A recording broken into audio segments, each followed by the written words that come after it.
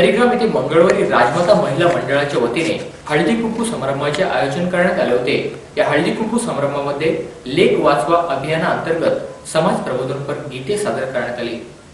राजमाता महिला मंडळ हरिग्राम यांच्या वतीने मंगळवारी हळदी कुंकू समारंभाचे आयोजन करण्यात आले होते। यावेळी प्रमुख पाहुणे म्हणून वृषाली देशेकर, योगिता पारधी यांची प्रमुख उपस्थिती होती। तसेच राजमाता महिला मंडळाच्या अध्यक्षा नीलम पाटील, उपाध्यक्षा सुनंदा पाटील, चिटणीस वसुधा पाटील, खजिनदार जयश्री म्हात्रे आदींसह महिला मोठ्या संख्येने उपस्थित होत्या। यावेळी वृषाली देशेकर यांनी आपल्या भावना व्यक्त करत महिलांना मार्गदर्शन केले। आज एवढा महत्त्वाचा पॉइंट इथे म्हटला होता की स्त्री भ्रूण हत्या रोखणं खूपच महत्त्वाचं आहे। त्याच नंतरचा एक मला खूप महत्त्वाचा प्रश्न असा वाटतो की स्त्री जर जन्माला आली त्याच्यानंतर सुद्धा का तिला कोणताही मान भेटत नाही। मुलीला म्हणजे एक प्रकारचा कनिष्ठ दर्जा भेटतो। मुलगा म्हणजे वारस तर मुलगी म्हणजे पारस हा शब्द मी आता खूपच माझ्या मनाला लागलेला आहे। कारण मुलगी खरा आणण्याने पारसाचा तुकडा आहे। कारण आपण ह्या भागामध्ये मी भरपूर आता लग्न झाल्यापासून ह्या भागामध्ये भरपूर प्रमाणात बघते की 18 वर्ष पडतात पण नाही तर मुलीचं लग्न करतात।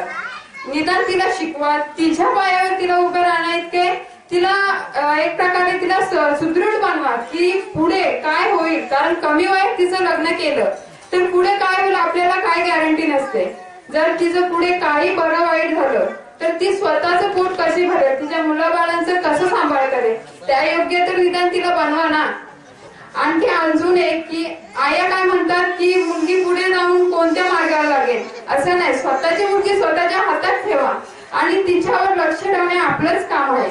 मला विश्वास आहे की तुम्ही ही गोष्ट नक्कीच मनावर घ्याल आणि थोडं का होईना माझा पॉइंट लक्षात ठेवा। अजून एक आम्ही ज्या कामासाठी आलोय की एक हळदी कुंकू। एक स्त्री हळदी कुंकू कशासाठी करते की आपल्या नवऱ्याच्या दीर्घायुष्यासाठी, बरोबर आहे की नाही। मग दीर्घायुष्य कोण घेतो? एक स्त्री।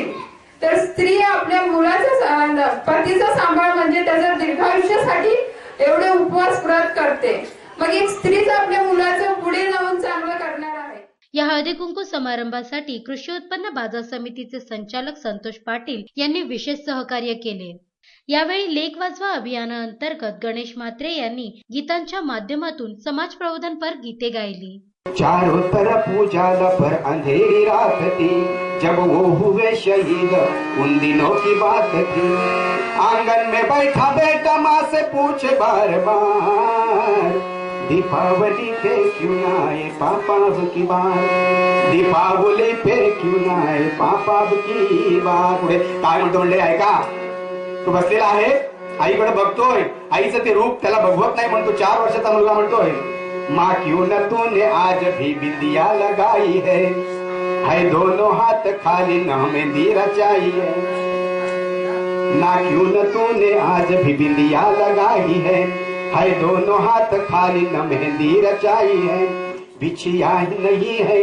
पायामध्ये आपली जोडवी असतात ना, ती जोडवी त्या पायांमध्ये पण त्याचं लक्ष गेले त्या बाळाचं आपल्या आईकडे। तो म्हणतोय बिछिया नहीं है पाव में बिखरे से बाल है, लगती थी कितनी प्यारी आज ये कैसा हाल है, कुमकुम के बिना सूना सा लगता है श्रृंगार, कुमकुम के बिना सूना सा लगता है श्रृंगार, दीपावली पे क्यों ना आए पापा अब की बार, दीपावली पे क्यों ना आए पापा अब की बार।